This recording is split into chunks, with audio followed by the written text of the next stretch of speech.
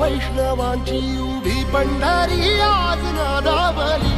तुझे नाव ओठी तुझे रूप ध्यानी जीवाला तुझी आस गा लागली. जरी बाप साऱ्या जगाचा परी तू आम्हाले करा